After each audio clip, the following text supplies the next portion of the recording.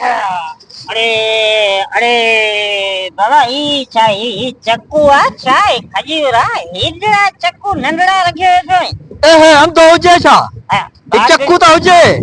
बागड़ी जे भरियो तो लपाट छडिया न त ई सजणा त करे ई बाहर निकरंदे छा जे चमा ठण दो हुजे ई चक्कू खणे वेठो वो चक्कू आए बचा आयो आऊं चवा तो दिमाग मुंजे में मीटर मुंजो पहिरी खराब आ परे थी थी ये तोरो खणी ॾियां न मगज में तानी मगज फाड़े छडिया अरे असा जो दिमाग न कच्चो कंदो हुजे यार असा जो आगे धंधो ही ना हुजे यार धंधो न हुजे तो धंधो तो के को आऊं ग्राहक वठी आणे दींदस छा ग्राहकन के आऊं हथ बधंदस हिन बागड़ीअ खां ते वठो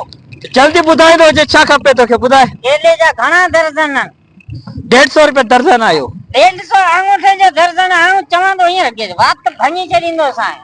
यार तू जान छड़ असा जो यार ये 3 महीनन जो ओधर ते घणे में लगंदो ई उधार उधार कौन हुंदो जे ते असा के कैश पैसा दे अरे अरे तू मरंदे मुंजे असा तो के खबर नहीं कह रहे आऊं तो के मुंजी तो के खबर ही कोने अरे वांदो मवाली जे असा सुञाण दो जे यार बागड़ी दिस अज तू मिर्चू नालो आ मुंजो ई केरा मिर्चू आई मिर्चू वांदो आ चवा तो छोरा हाणी भनी छरिंदो सा यार दिमाग खराब न कंदो जे यार त हालता दिमाग तो में आए छा तो हां एकड़े ही केला ही कच्चा केला रखियो तो बाहर पियो फुरी तो ए हे यार असा जो आगे धंधो ही कोने यार तू इदा ई सूफा बेरा जान छड़ यार असा जो ए घणे किलो घणे जो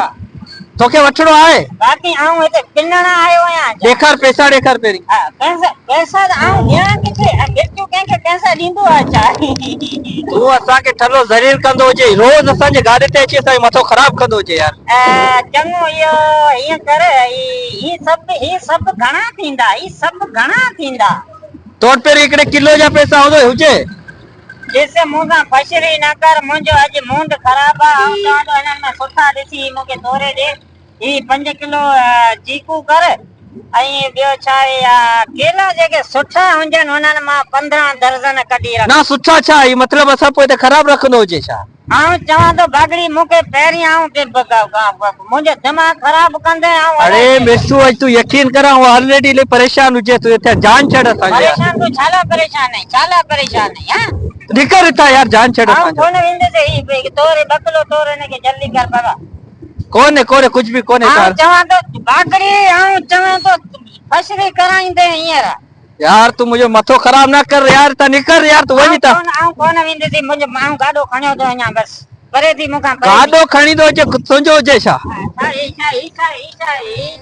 निकर इता अरे बस अरे